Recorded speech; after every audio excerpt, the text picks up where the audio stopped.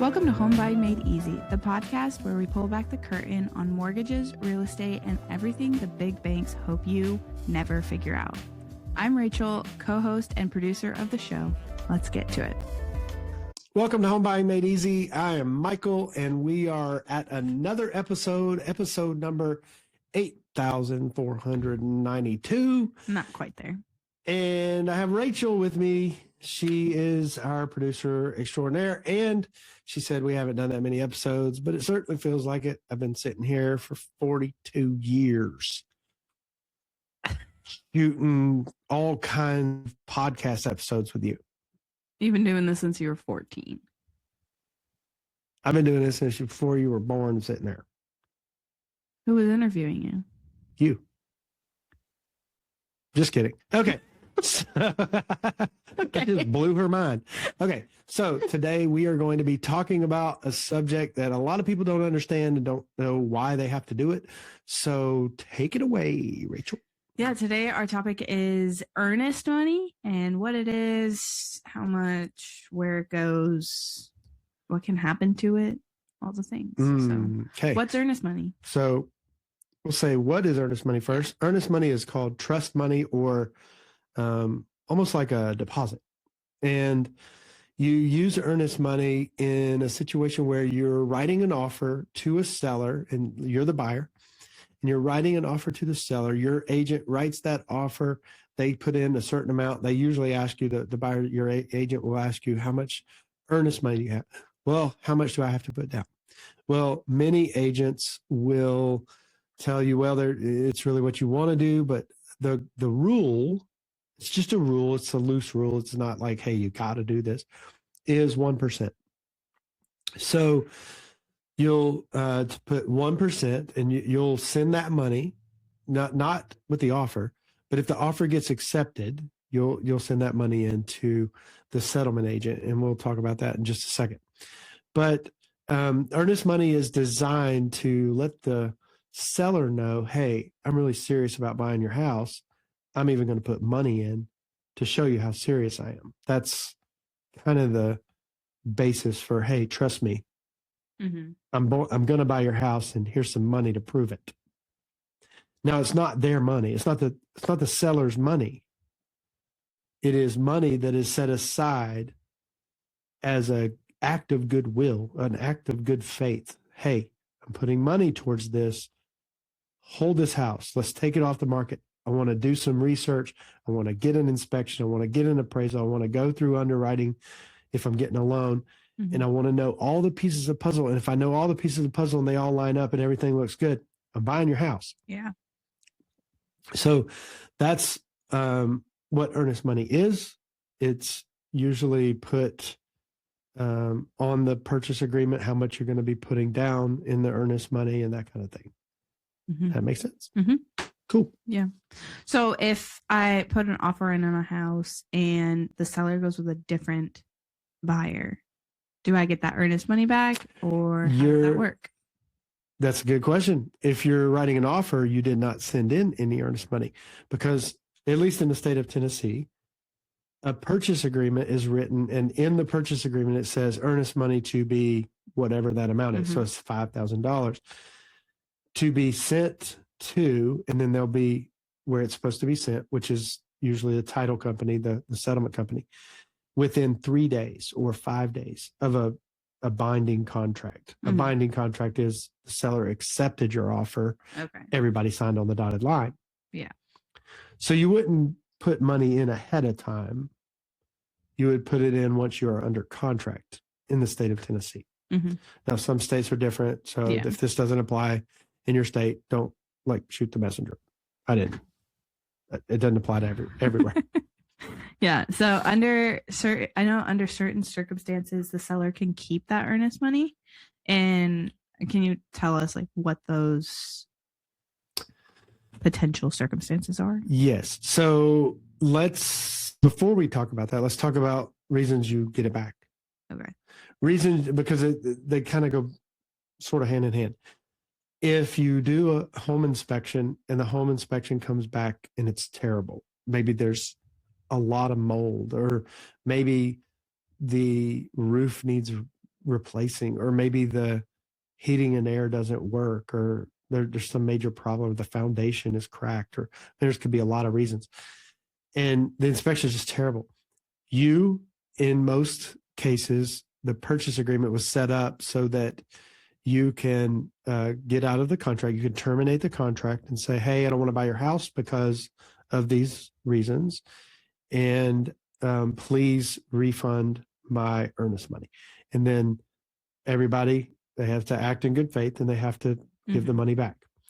Another example would be if the appraisal came in. Let's say you're buying a house that's $500,000 and the appraisal comes in at $450,000.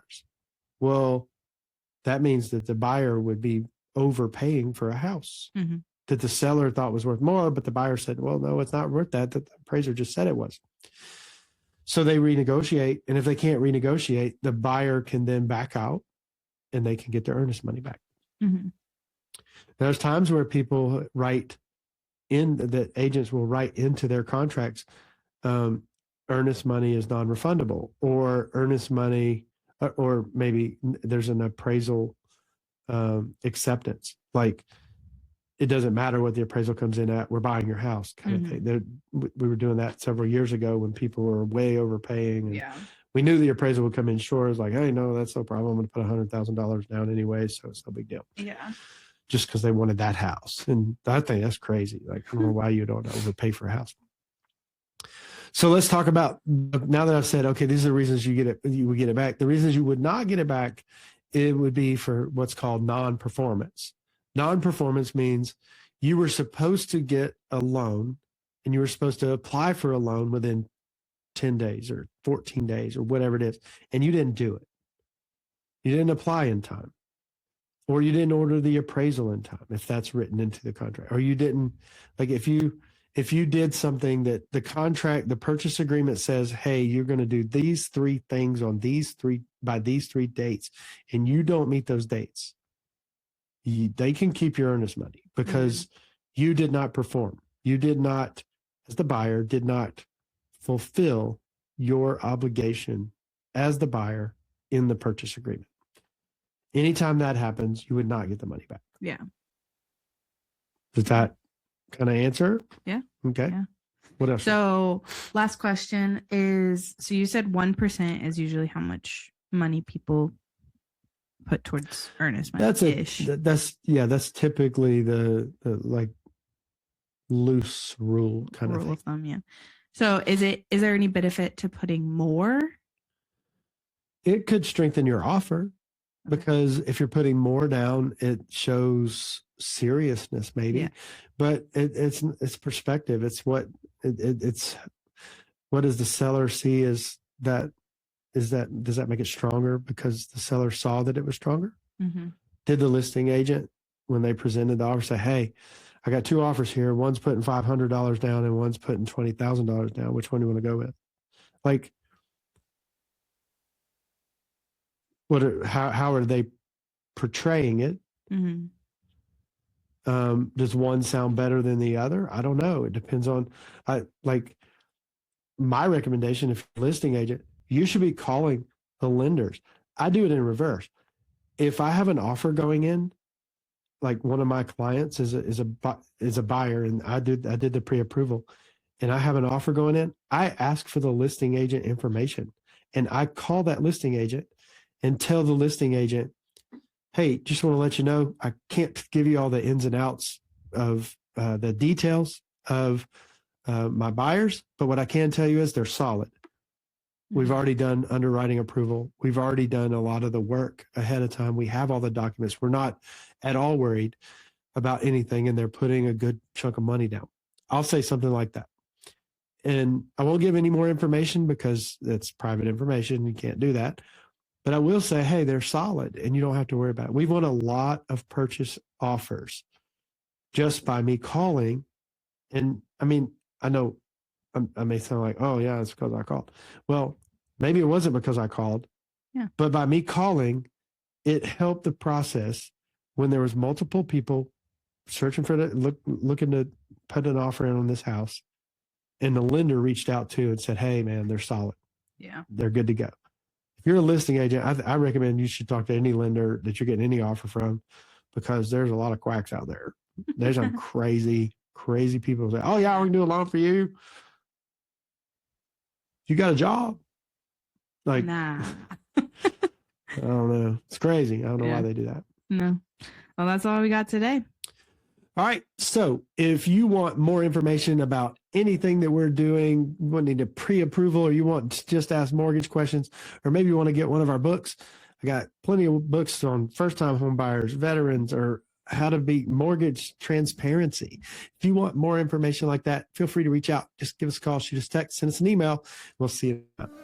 That's a wrap on today's episode of Home Buying Made Easy. If something we covered today helped you see things differently, share this episode with one person who needs to hear it. You might just change their financial future. If you're ready to take your next step, our team is standing by. Call or text us directly at 615-499-6335. You can also reach us at michael@dendyteam.com or use the link in the show notes below. New episodes drop every Monday and Friday. Hit subscribe so you're always first in line.